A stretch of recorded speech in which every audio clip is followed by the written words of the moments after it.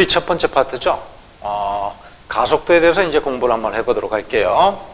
가속도에 대한 정확한 개념의 정의를 먼저 알고 있어야 됩니다. 가속도라고 하면 이 가짜가 더할 가짜죠. 속도가 더해지는 정도다, 이런 뜻이죠. 정확히 말하면 더해지기도 하고 빼지기도 하고, 즉 속도가 증가하기도 하고 감소하는 정도를 나타내는 gat이 가속도입니다. 그러니까 속도의 변화량을 나타내는 gat이죠. 일정한 시간을 기준으로 해야 됩니다. 그 일정한 시간을 1초라고 봅니다. 그래서 이거 일정 시간 이렇게 표기를 해두세요. 그러니까 1초라는 일정한 시간 동안의 속도가 얼마큼 크게 변하는지를 나타내는 gat이 가속도다. 그러니까 속도가 크게 변하면 속도가 빠르다가 아닙니다. 빠를 수도 있고 느릴 수도 있습니다. 속도가 크게 변하면 가속도가 크고, 속도가 조금씩 변하면 가속도가 작고, 속도가 변화가 없으면 가속도는 0이 되는 거죠. 자, 그럼 가속도를 한번 크기로 한번 구해볼게요. 예를 들어서 2초 동안에 6m/s만큼 속도가 증가했다라고 합시다. 그러면 가속도를 한번 구해봅시다. 가속도를 표기하는 문자는 가속시키다를 accelerate 그러죠? 그래서 A라는 문자로 씁니다. 자, A라고 쓰겠습니다. A는 자, 2초 동안에 6만큼 속도가 증가했으니까 1초당 얼마씩 증가한 셈입니까? 3씩 증가했죠? 그럼 가속도의 크기는 3이 되는 거죠. 그리고 가속도의 단위는 3m/s 제곱, m/s 제곱입니다. 이건 조금 이따 설명하도록 할게요. 자, 그러면 요거 3이라는 숫자를 구하기 위해서 뭘로 뭘 나눴는가를 한번 생각을 해봅시다. 자, 2로 6을 나누니까 3이 나왔죠? 그러면 2라는 거는 시간이고, 소요 시간이죠. 6m/s는 뭐가 됩니까? 이거는 2초라는 시간 동안에 속도가 변화한 양을 나타내는 거죠. 그래서 속도 변화량을 시간으로 나누면 된다. 자, 속도 변화량을 시간으로 나누면 가속도가 계산이 됩니다.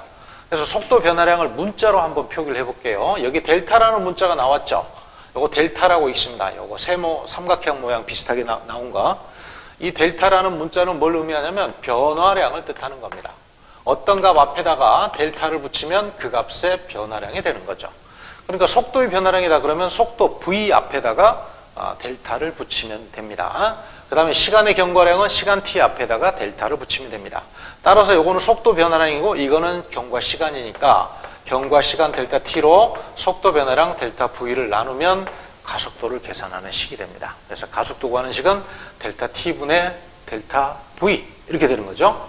자, 그 다음에 가속도의 단위를 한번 볼게요. 메타파세크를 또 세크로 나눴습니다. 그럼 어떻게 되는 거 봅시다. 메타파세크는 세크분의 메타가 되는 거죠. 그 다음에 세크는 1분의 세크 이렇게 되죠. 그러면 이렇게 곱해서 분모에 쓰면 세크의 제곱이 되는 거고, 이거는 분자에 있는 거는 m을 써주면 되죠. m이 아니라 미터죠. 그래서 이거는 뭐 어떻게 된다? 메타파 세크 제곱 이렇게 계산이 되는 겁니다. 이게 가속도의 단위가 되는 겁니다. 그래서 가속도 단위는 메타파 세크 제곱을 쓴다. 자, 가속도가 숫자로 제시되면 해석을 할 수 있어야 됩니다. 자, 한번 예를 들어 봅시다. 가속도가 플러스 2m/s 제곱이다. 그러면 가속도가 2니까 2씩 변하는 겁니다. 속도가. 그런데 가속도가 플러스니까 증가하는 방향으로 속도가 변하게 된다. 이런 뜻이죠. 그래서 1초에 2씩 속도가 증가하게 된다. 이런 말입니다. 반면에 가속도가 예를 들어서 마이너스 2다. 그러면 1초에 2씩 변하긴 하는데 마이너스니까 감소한다는 의미가 되겠죠. 그래서 1초에 2씩 속도가 감소한다. 이런 뜻입니다. 그 다음에 가속도가 0이면 속도는 변화가 없다. 이런 의미가 되겠죠. 자, 요걸 그래프로 한번 표현을 한번 해볼게요. 그래프로 표기를 한번 해보면, 자, 좀 삐뚤어졌네. 자, X축을 시간으로 두겠습니다. 잠깐만요. 이렇게 씁시다. X축을 시간으로 두고, 그 다음에 Y축은 속도로 두겠습니다. 속도는 velocity 해서 V라는 문자로 씁니다. 가속도가 2인 경우를 그래프로 한번 나타내 볼게요. 1초에 2씩 속도가 일정한 비율로 늘어나죠. 그럼 예를 들어가지고 여기가 시간이 2초라고 한번 가정을 한번 해봅시다. 그럼 2초 때 속도는 얼마가 될까요? 1초에 2씩 증가하니까 2초 동안에 증가하는 양은 4m/s가 되겠죠? 맞습니까? 자, 그 다음에 이것도 가속도로 한번 표현을 해볼게요. 1초에 2씩 속도가 줄어든다. 가속도가 마이너스 2m/s 제곱이다. 그러면 처음 속도를 4m/s였다고 한번 가정을 해봅시다. 그럼 1초에 2씩 줄어드니까 4였다면 2초 후에는 당연히 0이 되겠죠. 그래서 요거는 가속도가 얼마다? 플러스 2m/s 제곱이다. 요거는 가속도가 얼마다? 요거는 가속도, 여기다 쓰겠습니다. 가속도는 마이너스 2m/s 제곱입니다. 자, 그 다음에, 이 경우에 속도가 계속 증가하죠. 증가하긴 하는데, 가속도는 어떻게 변하는지 한번 볼게요. 자, 여기 이제 1초가 되겠죠, 여기는? 0에서 1초 사이의 가속도 크기, 요 구간, 여기서 여기까지 요 구간의 가속도 크기는 얼마입니까? 2죠. 그죠? 1초에, 얘 같은 경우에 1초에 2씩 증가했으니까 2초 때 속도는 당연히 2m/s가 될 겁니다. 그래서 0에서 1초 사이에 가속도는 2m/s 제곱입니다. 1초 동안에 이만큼 증가했으니까. 1에서 2초 사이의 가속도는 얼마 될까? 1에서 2초 사이에도 마찬가지로 2에서 4m/s로 이만큼 증가했습니다. 여기도 가속도가 2m/s 제곱이죠. 그러니까 여기나 가속도가 똑같죠. 그렇죠? 자, 그러니까 속도는 증가하지만 가속도는 어떻습니까? 일정하죠. 이렇게 속도가 일정하게 증가하면 속도의 변화량인 가속도는 변화가 없는 겁니다. 일정한 겁니다. 그래서 가속도는 요 값으로 일정합니다. 이 구간이나 가속도는 플러스 2m/s 제곱 똑같죠. 그래서 이러한 운동을 뭐라고 하냐면 등가속도 운동이라고 하죠. 등가속도 운동입니다. 알겠죠? 자, 그러면 이 경우도 가속도가 어떻게 되는지 한번 볼게요. 자, 속도가 일정한 비율로 줄어들죠? 자, 0에서 1초 사이의 가속도 얼마입니까? 1초 동안에 속도가 이만큼 줄었으니까 여기 가속도 마이너스 2죠? 그 다음에 1에서 2초 사이에도 마찬가지로 2m/s만큼 줄었으니까 1초 동안에 여기도 가속도가 마이너스 2죠? 그래서 여기나 가속도는 똑같습니다. 속도가 줄어든 거지 가속도가 줄어든 건 아니다. 이것도 마찬가지 속도가 증가한 거지 가속도가 증가한 건 아니다. 알겠죠? 그래서 이것도 마찬가지로 등가속도 운동이 되겠습니다. 이거는 가속도 운동. 그러니까 가속도가 플러스로 일정할 수도 있고 마이너스로 일정할 수도 있는 거죠. 자, 그러면 가속도가 0인 경우는 어떻겠습니까? 가속도가 0이 되면 속도 변화가 없으니까 예를 들어서 처음에 속도를 2m/s라고 하면 계속 2m/s로 일정하면 가속도는 0이 되는 겁니다. 알겠죠? 자, 이런 식으로 가속도가 문자로, 숫자로 제시되면 해석을 해서 그래프로 표현할 수 있어야 됩니다. 자, 그러면 그 밑에, 조금만 밑에 내려가 볼게요. 문제를 한번 풀어봅시다.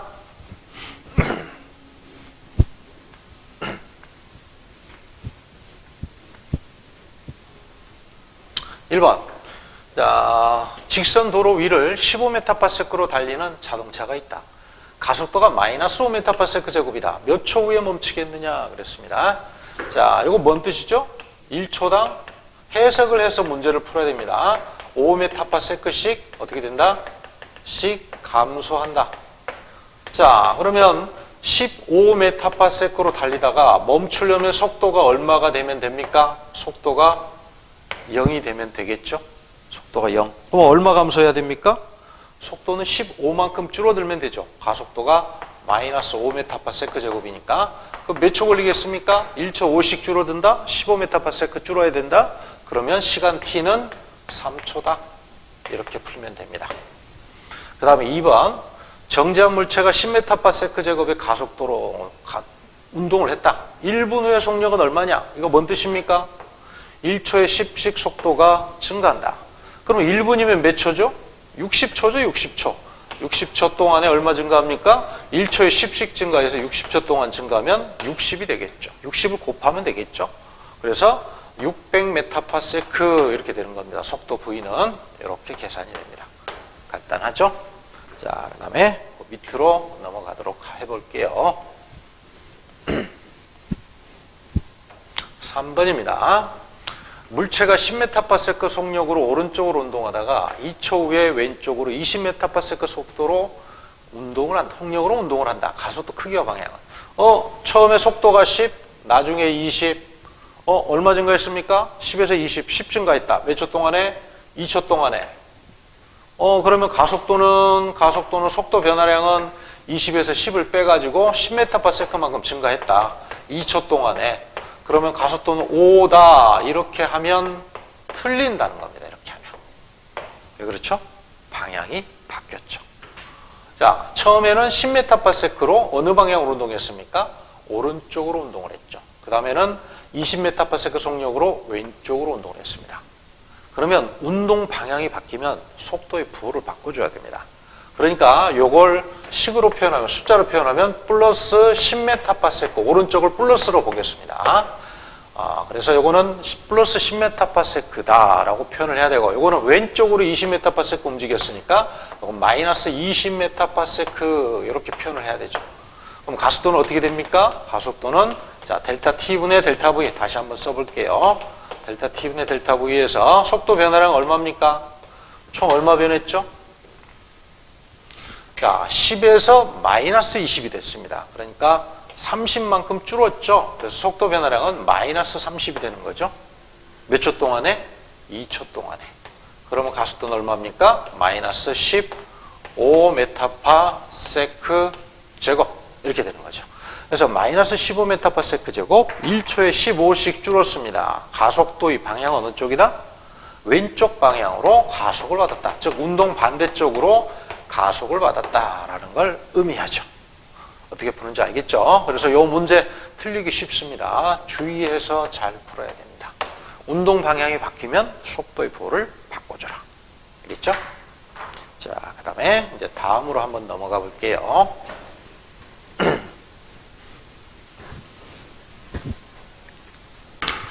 4번 A, B, C, D 구간에서 가속도의 크기가 가장 큰 구간.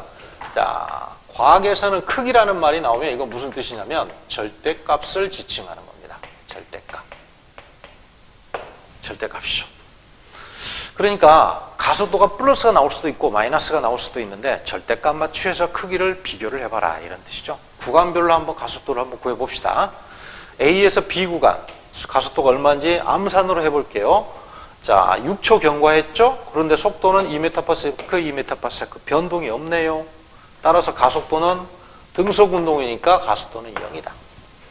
비탈면 내려가는데 어떻게 속도가 일정하지? 마찰이 있기 때문에 그런 거죠.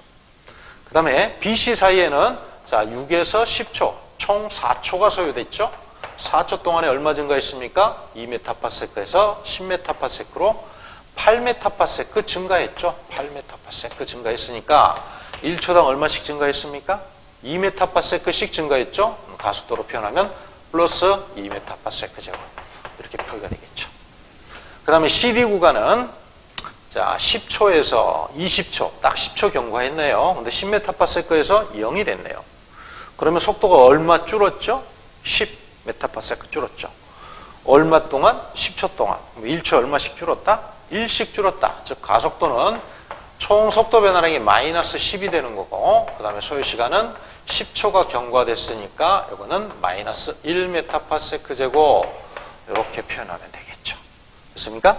크기가 가장 큰 구간은 여기가 가장 크죠. BC 구간이 이 구간이 제일 가속도가 크다. 이렇게 보면 되겠습니다. 그 다음에 한 페이지 더 넘겨서 한 페이지 더 넘겨서 5번을 한번 보도록 하겠습니다. 5번하고 6번을 한꺼번에 풀어볼게요. 원래는 6번부터 푸는 게 정상이죠. 왜냐하면 이렇게 가속도가 제시가 되면 그래프로 표현하면 문제 풀이가 쉽습니다. 자, 가속도가 1이죠. 1초 1씩 증가한다는 뜻이죠. 2초 동안에 얼마 증가합니까? 2m/s 증가하겠죠.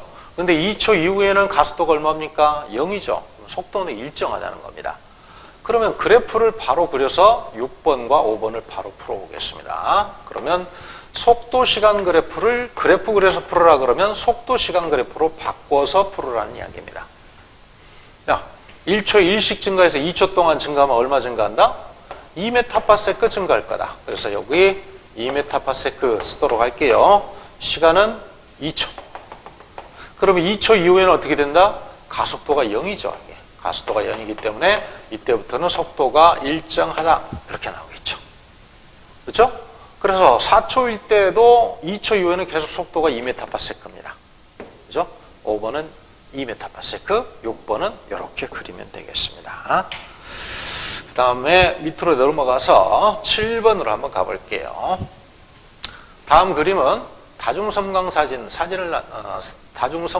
나타낸 거다. 이 다중섬광 사진이란 건 뭐냐면 불이 꺼졌다 켜졌다 해가지고 불이 켜졌을 때만 물체의 위치가 딱 보이도록 하는 겁니다. 일정 시간 간격으로. 그래서 일정 시간 간격으로 물체의 위치를 불이 켜짐으로 해서 표기를 할 수 있는 거죠. 그러면 여기서 요게 구간거리죠. 이걸 구간거리라고 합니다. 구간거리. 요 구간거리는 뭘 의미하냐면 구간거리는 전부 다 일정 시간 동안의 이동 거리죠. 자, 빛이 일정 시간 간격으로 비춘다고 했으니까 그러면 요거는 일정 시간 동안 이동 거리다. 일정 시간 동안 거리, 일정 시간 동안 이동한 거리를 뭐라고 하느냐? 이걸 속력이라고 하죠. 속력. V라고 하죠. 그렇습니까? 예를 들어서 지금까지는 1초라는 일정한 시간 동안의 이동 거리를 속력이라고 했죠. 4m/s다 그러면 1초에 4m씩 이동한다는 거죠.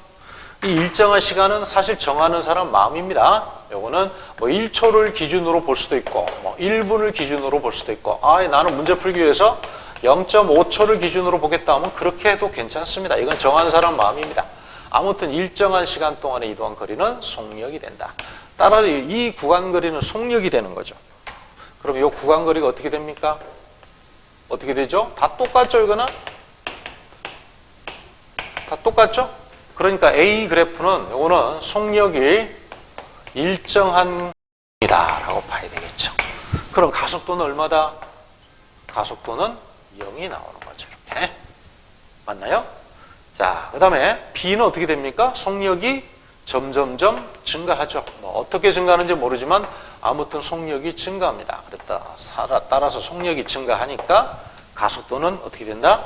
크기는 잘 모르겠지만 가속도 부호는 알 수 있다. 얼마다? 뭐다? 플러스다. 라는 거 알 수 있죠. 그래서 기억, A의 가속도는 0이다. 맞죠? 니은, B 가속도는 0보다 크다? 크다 그래야 되죠. 작다가 아니죠. 그 다음에 90cm 지점을 통과하는 순간에 속도 그랬는데 90cm 지점 요 부분에서의 간격을 비교를 하면 됩니다. 누가 더 넓습니까? 여기서 더 넓죠. 따라서 B의 속도가 크다. 맞죠? 이렇게 가는 겁니다. 자, 그 다음에 쭉 넘겨서 자, 이제 뉴턴의 운동 법칙에 대해서 한번 보겠습니다. 자, 뉴턴의 운동 법칙은 세 가지가 있죠. 운동 제1법칙, 2법칙, 3법칙이 있습니다. 하나씩 차례대로 볼게요. 운동의 제1법칙은 관성의 법칙이라고 합니다. 중학교 때도 배웠죠. 관성이라는 게 뭡니까? 어떤 일정한 상태를 계속 유지하려는 성질을 관성이라고 합니다. 자, 그러면 일정한 상태를 유지하려면 외부에서 변화가 가해지는 요인이 없어야 되겠죠. 근데 운동 상태의 변화를 주는 요인은 뭐냐면 힘입니다. 힘을 F라는 문자로 쓰겠습니다. 자, 만약에 힘이 가해지지 않는다면, 힘이 0이라면, 자, 힘이 0이다라는 의미는 힘이 아예 가해지지 않는다라는 의미도 있는데, 만약에 힘이 가해져도 양쪽에서 똑같은 힘이 동시에 같은 크기로 가해진다. 이렇게. 그러면 두 개의 힘을 합치면 합력은 얼마입니까? 0이죠. 두 힘의 합력, 예를 들어서 요거 2N이다. 그러면 양쪽으로 반대 방향의 힘이 되니까 두 힘은 상쇄돼서 아무런 힘을 가하지 않는 것과 효과가 똑같을 겁니다. 자, 이렇게 여러 개의 힘이 작용할 때 한 개의 힘의 효과로 나타내는 걸 뭐라고 하냐면 합력이라고 합니다. 그래서 합력 혹은 다른 말로 알짜 힘이라고도 하죠. 그래서 합력 혹은 알짜 힘이 0이어도 혹은 힘이 가해지지 않아도 뭐 이거하고 똑같은 의미로 해석을 하면 됩니다. 따라서 알짜힘 합력이 0이라면 힘이 가해지지 않는 것과 효과가 똑같습니다. 그래서 힘이 가해지지 않거나 합력이 0이면 자신의 운동 상태를 그대로 유지하기 위해서 정지해 있는 물체는 계속 정지해 있고 그 다음에 운동하던 물체는 어떻게 한다? 등속 운동한다. 힘이 0이면 무조건 멈추는 게 아닙니다. 움직이고 있던 물체는 멈추는 게 아니라 그 속도 그대로 가는 거죠. 움직이고 있는 물체를 멈추게 하려면 어떻게 됩니까? 운동 반대쪽으로 힘을 가해야 되죠. 그렇죠? 그 힘을 가하지 않으면 반대 방향으로 가하지 않으면 절대 멈출 수 없습니다. 알겠죠? 그래서 힘이 0이면 속도가 0이어서 그대로 정지 상태다. 그러면 그렇게 하면 안 됩니다. 정지 상태에 있을 수도 있고 운동을 등속 운동할 수도 있다. 이렇게 생각하면 됩니다. 자, 그리고 질량이 클수록 질량이 크면 쉽게 운동 변화가 힘들죠. 그래서 운동이 변화가 잘 안 되기 때문에 관성이 크다. 이렇게 볼 수 있습니다. 그래서 질량과 관성은 비례한다. 이렇게 보면 되겠습니다. 크게 어려운 게 아니죠. 자, 밑에 문제 잠깐 볼게요. 2번입니다. 다음은 갈릴레이가 물체 운동에 대해 설명한 것이다. 마찰이 없는 수평면에서 등속 직선 운동을 합니다. 그 까닭은 물체가 운동 상태를 유지하려는 성질이 있기 때문이다. 자, 하나씩 볼게요. 기억에서 물체 작용하는 알짜 힘은 일정하게 작용한다. 일정하게 작용하면 안 되죠. 알짜 힘이 얼마가 돼야 된다? 0이다. 자, 알짜 힘은 합력하고 똑같은 말이고 힘이 가해지지 않는 것과 효과가 똑같다 그랬죠. 힘이 아예 아무런 힘도 안 가해지거나 혹은 힘이 가해져도 알짜 힘이 0이면 물체는 등속 운동하거나 정지해 있습니다. 그리고 운동 상태를 그대로 유지하려는 성질은 뭐라고 한다? 관성의 법칙이라고 한다. 그 다음에 디귿, 버스가 급정거할 때 승객이 앞으로 넘어지는 것은 무슨 법칙과 관련되어 있냐? 자, 승객은 오던 방향 그대로 가려고 하고 버스는 멈추고, 그렇게 되면 버스에 대해서 앞쪽으로 쏠리게 되죠. 이래서 이렇게 쏠리는 힘을 뭐라고 하냐면 앞쪽으로 쏠리죠. 이걸 관성의 법칙에 의해서 나타나는 힘이다. 그래서 관성력 이렇게 부릅니다. 참고로 알아두시면 되겠습니다. 자, 이것도 맞는 거죠. 니은, 운동 상태를 그대로 유지하려는 관성의 법칙과 관련이 되어 있습니다. 다음 문제 보도록 할게요. 자, 여기서 종이를 3번입니다. 종이를 갑자기 잡아당기면 동전이 툭 떨어진답니다. 왜 그럴까? 동전은 운동 정지 상태 그대로 있으니까 정지 상태를 유지하기 위해서 안 움직이려고 하고, 종이는 움직이고, 그러면 동전은 툭 떨어지죠. 이거는 관성의 법칙이죠. 그래서 관성의 법칙하고 관련되어 있는 거를 찾아봐라 그랬습니다. 자, 손바닥으로 벽을 밀면 몸이 뒤로 밀려 나온다. 자, 이거 결론부터 이야기하면 이거는 중학교 때도 아마 배웠을 겁니다. 작용 반작용 법칙입니다. 작용 반작용 법칙이라고 합니다. 이거 무슨 말이냐면, 자, A가 B한테 힘을 가하면 반드시 B도 A에게 힘을 가하게 되어 있습니다. 내가 벽을 밀면 어떻게 됩니까? 내 몸이 뒤로 가죠. 내가 벽을 민다. 이거의 반작용은 벽도 나를 뒤로 민다. 그래서 내가 뒤로 가는 거죠. 이걸 작용 반작용 법칙이라고 합니다. 조금 이따 또 자세히 설명하도록 할게요. 니은, 빠르게 달리는 도중에 갑자기 정지하지 못한다. 왜? 오던 방향 그대로 가려고 하니까. 그 관성의 법칙이죠. 그 다음에 달리는 버스가 방향을 바꾸면, 틀면, 방향을 들면이 아니라 방향을 틀면이죠. 방향을 틀면 승객이 바깥쪽으로 밀린다. 자, 버스는 방향을 안쪽으로, 왼쪽으로 틀었다라고 합시다. 근데 사람은 그대로 가려고 하니까 버스에 대해서 반대쪽으로 쏠리게 되죠. 역시 관성의 법칙이라고 합니다. 맞죠? 자, 그 다음에 이제 다음 페이지 넘어가서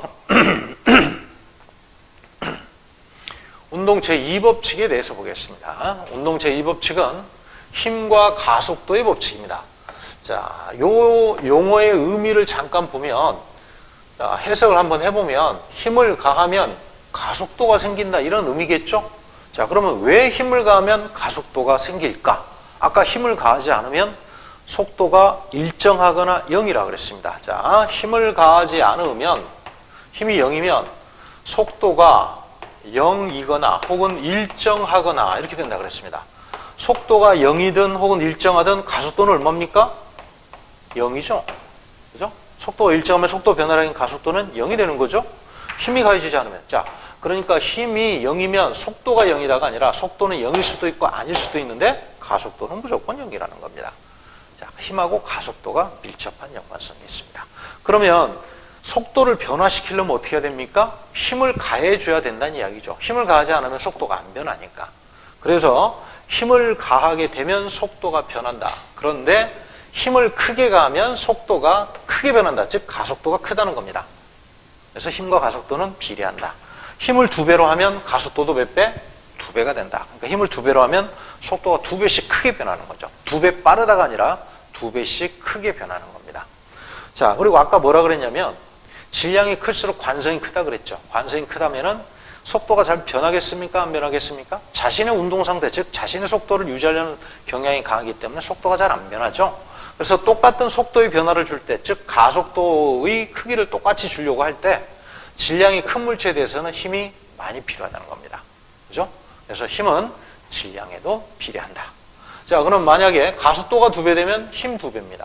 그럼 질량이 2배 되면 힘이 2배 됩니다. 그럼 얘도 2배, 얘도 2배 되면 힘 몇 배 되겠습니까? 4배가 되겠죠. 그러면 힘은 뭐에 비례한다라고 볼 수 있냐면 질량과 가속도의 곱에 비례한다라고 볼 수 있죠. 질량이 2배, 가속도도 2배, 힘이 2배 이렇게 된다는 거죠.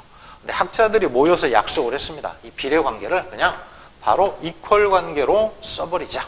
이렇게 힘을 정의합니다.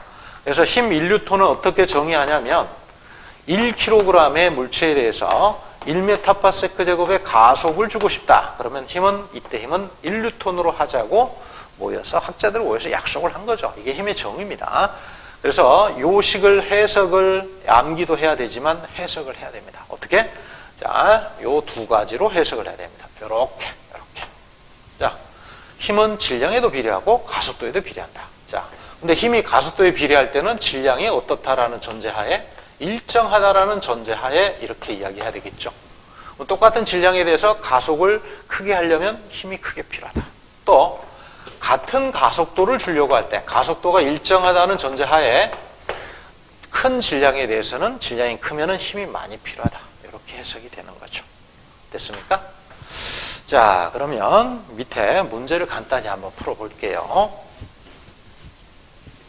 5번. A, B, C에 가해진 힘의 크기를 구하라. F = MA니까 그냥 공식에 대입하면 됩니다.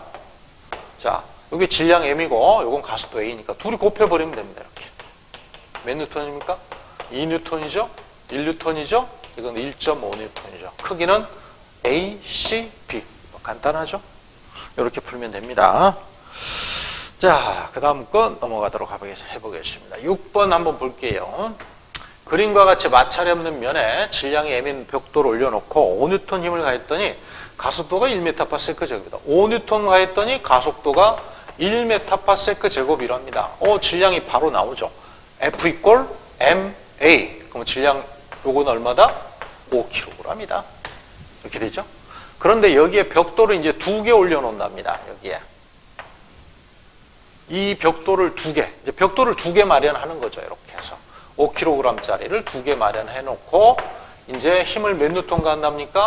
5뉴턴이 아니고 2뉴턴의 힘을 가한답니다. 그러면 이때 가속도가 얼마가 되겠느냐? 역시 F = MA. M이 10이죠? F는 2뉴턴이죠? 그러면 가속도는 얼마입니까? 0.2가 나오겠죠. 0.2m/s 제곱. F = MA를 적용시키는 연습을 계속 한 겁니다. 자, 그 다음에 7번으로 한번 넘어가 볼게요.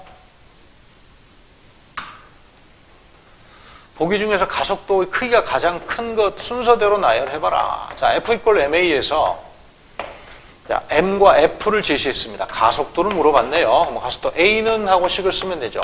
M으로 F를 나누면 되죠. 그래서 M분의 F. 이렇게. 자, 이거 그대로 가속도를 표기하면 M분의 F. 이거는 어떻게 됩니까? 질량으로 힘을 나누면 되죠? M분의 2F가 되는 거죠? 쉽죠? 그 다음에 이거는 얼마입니까? 2M분의 F가 되는 거죠. 그래서 가속도는 이게 제일 크죠? 그 다음에 이게 2번째, 이게 3번째. 뭐 어렵지 않은 문제들입니다. 아무튼 식을 익혀라는 의미에서 문제를 풀어본 겁니다. 자, 그 다음 거 8번으로 한번 가볼게요. 문제를 조금 꽈습니다. 자, 문제를 잘 봐야 됩니다. 항상. 질량이 서로 다른데 같은 크기의 힘이 작용한답니다. 이때 속도 변화를 나타냅니다. 똑같은 힘을 줄 때 속도가 크게 변하면 속도 변화가 쉬운 거죠. 질량이 작은 거다, 큰 거다? 작은 거죠. 힘이 똑같을 때. 그렇죠? 그래서 질량은 이게 제일 작습니다.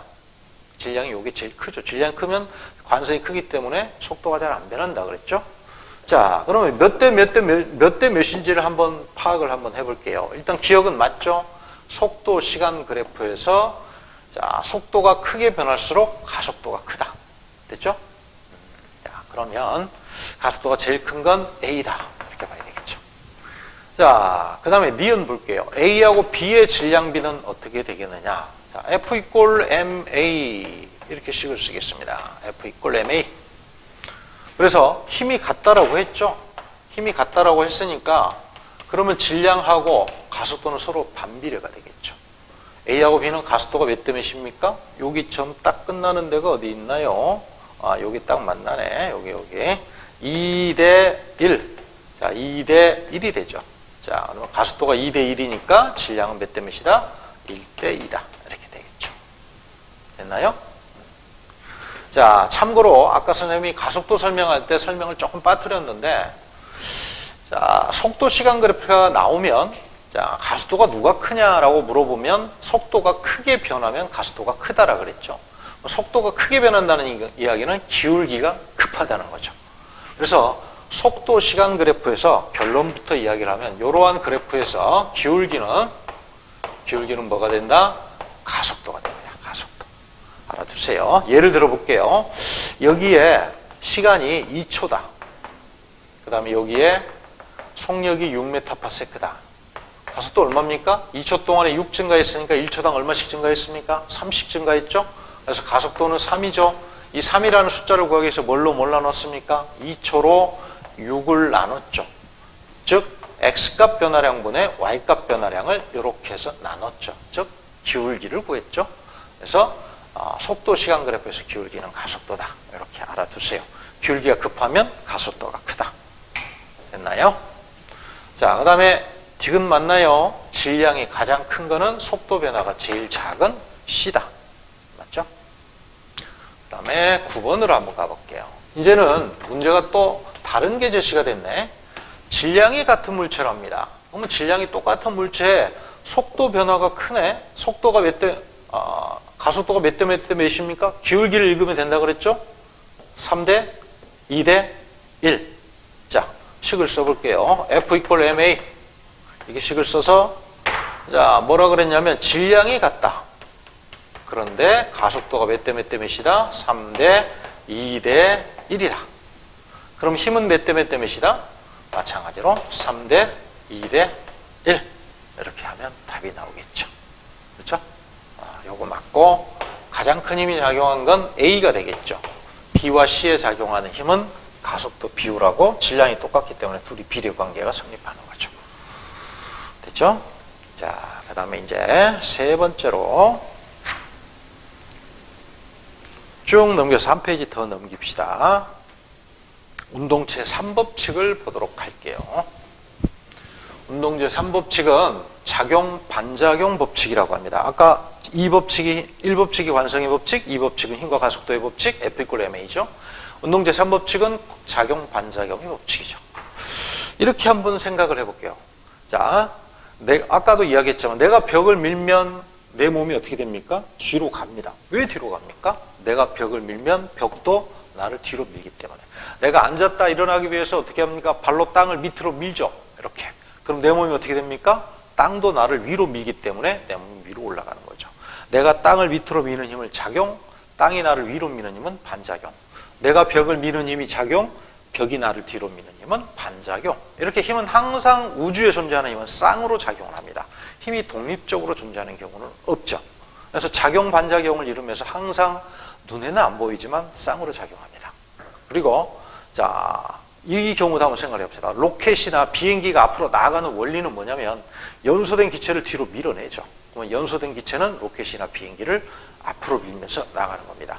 대부분의 교통수단이 이동하는 원리는 바로 작용, 반작용 법칙. 그래서 A가 B에 힘을 가하게 되면 B도 A에게 반드시 힘을 가하게 된다. A와 B 순서, 힘을 가하는 주체와 힘을 받는 대상을 바꾸면 뭐가 된다? 반작용이 된다. 이렇게 생각하면 됩니다.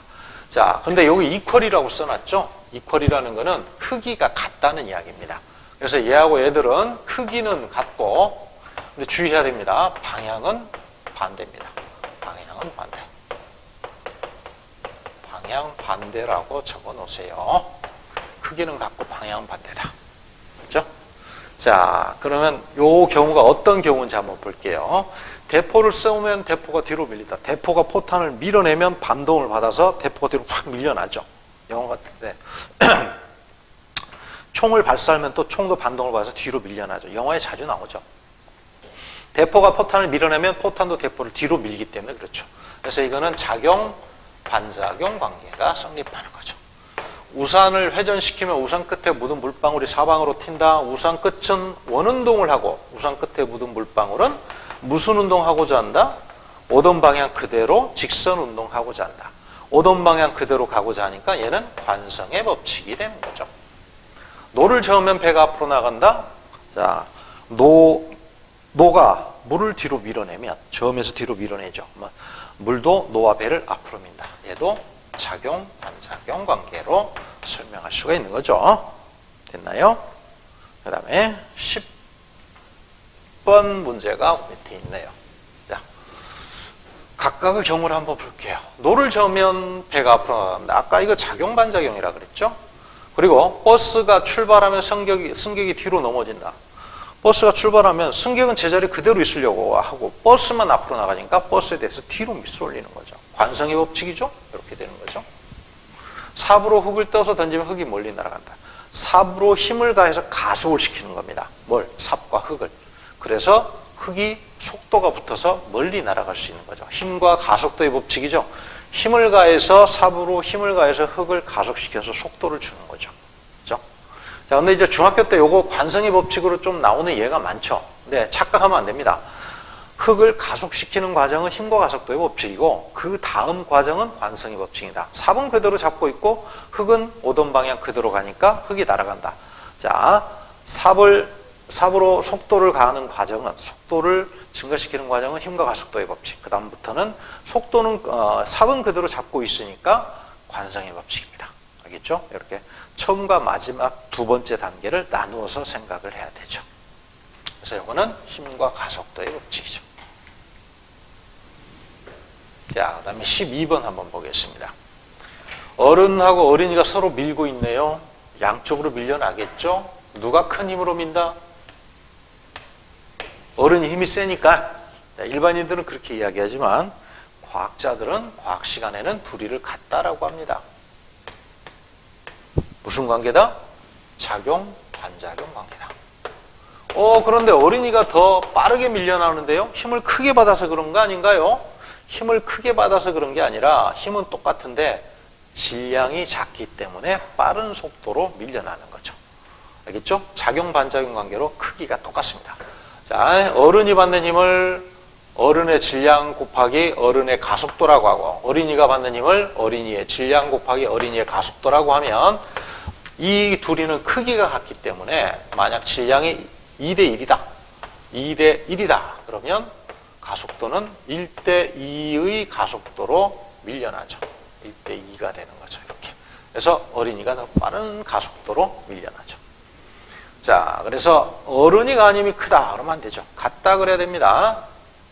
니은 어른이 어린이를 미는 동안 어른과 어린이의 가속도는 어린이가 당연히 크겠죠. 어린이가 크다. 틀렸죠. 그 다음에 디귿 이동하는 동안에 속도는 점점점 빨라지죠. 맞나요? 크게 어렵지 않은 거죠. 이제 다음으로 넘어가서 나머지 문제는 여러분들이 풀으시고 다음 페이지로 갑니다. 이제 만율력에 대해서 한번 볼게요. 자, 만율력이 뭐냐? 만율력이라는 거는 모든 만물에 존재하는 서로 끌어당기는 힘이다. 지구와 달은 서로 끌어당기죠. 그리고 지구와 태양도 끌어당기죠. 왜 끌어당기니까? 질량을 가지고 있기 때문에 끌어당기죠. 그래서 질량이 존재하면 무조건 작용하는 힘이 만율력이죠. 근데 이 만율력을 우리는 중력이다라고도 표현합니다.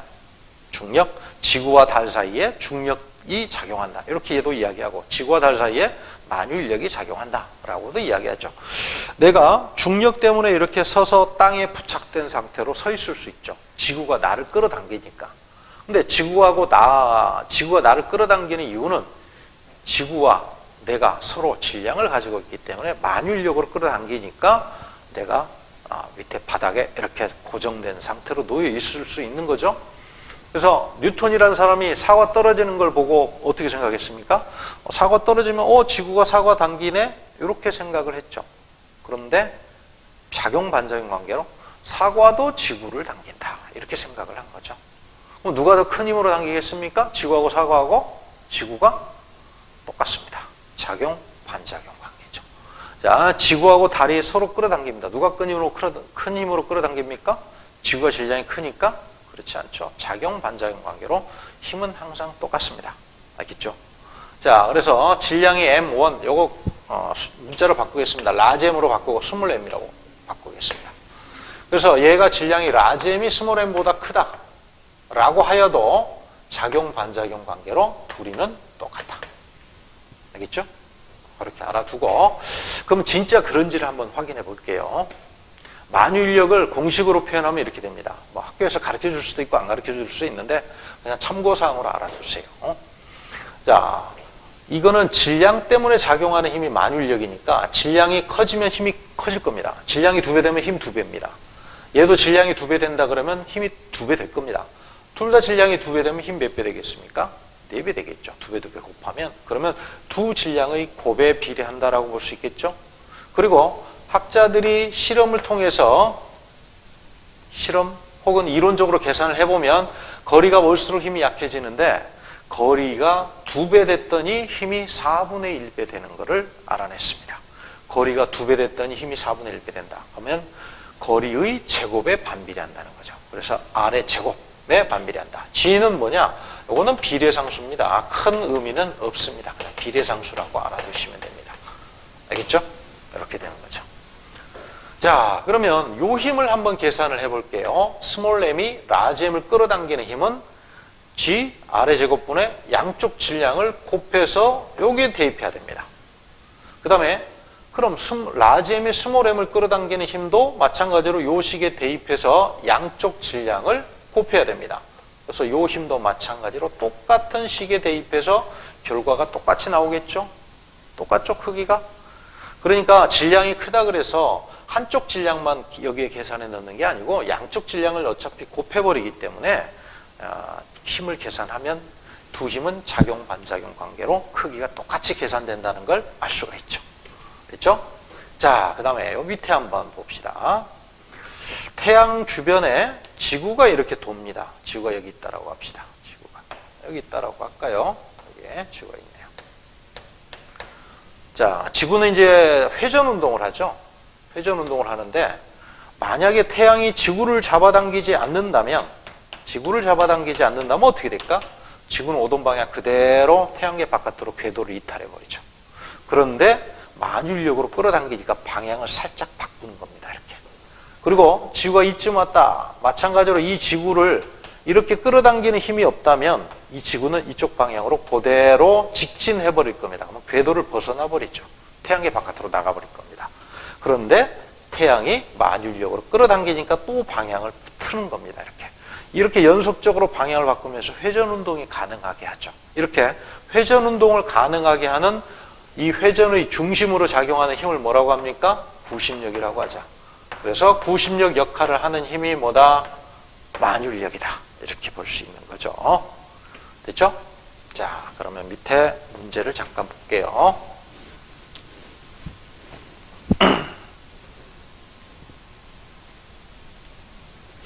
15번 만유인력에 대한 설명으로 옳지 않은 거. 떨어져 있는 물체 사이에도 작용한다. 지구와 달 떨어져 있죠? 됐죠? 맞죠? 질량은 곱에 비례한다. 아까 봤죠? 라지 m, 스몰 m 그리고 거리 제곱에 반비례한다. 비례상수는 G. 자, 3번 거리에 반비례한다 그러면 안 되죠. 거리에 제곱에 반비례한다. 4번 행성이 태양 주위를 공전하는 것은 태양과 행성 사이에 만유인력이 작용하기 때문이다. 맞죠? 그 다음에 중력은 지구와 지구 위의 물체 사이에 작용하는 만유인력이다. 물체를 두면 어떻게 됩니까? 떨어지죠? 지구가 잡아당기니까. 실은 지구와 물체가 서로 끌어당기고 있는 거죠. 그래서 만유인력으로 끌어당기고 있는 거죠. 맞죠? 다음 거 18번 한번 볼게요.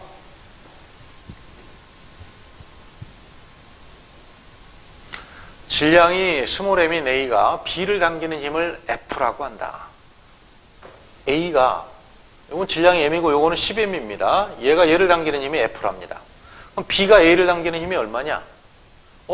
B는 질량이 10배니까 10배 힘으로 끌어당긴다 그러면 안 된다는 겁니다. 작용 반작용으로 똑같습니다. 계산해보면 똑같죠? 아까 이야기를 했죠? 식으로. 그래서 답이 4번 이렇게 되죠. 됐나요? 19번을 한번 볼게요. 19번 A 질량은 A하고 B 사람이 있네. A 질량이 B 질량보다 크답니다.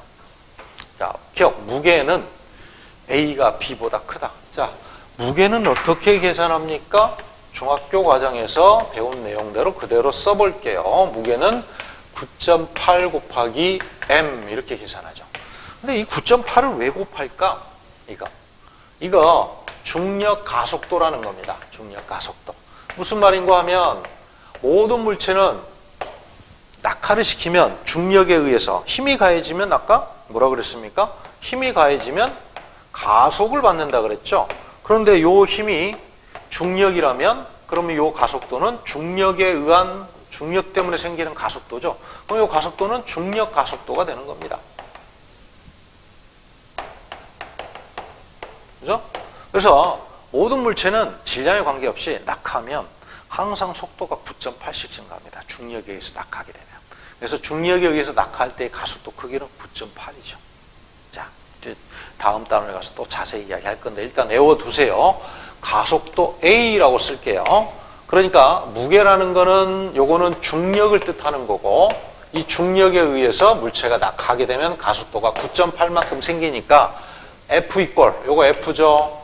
중력 힘이니까 무게라는 건 중력을 뜻하는 거죠. F 이퀄 MA 이렇게 가속도로 운동 제2법칙으로 표현한 겁니다. 그걸 여러분들이 이미 중학교 때 배운 거죠.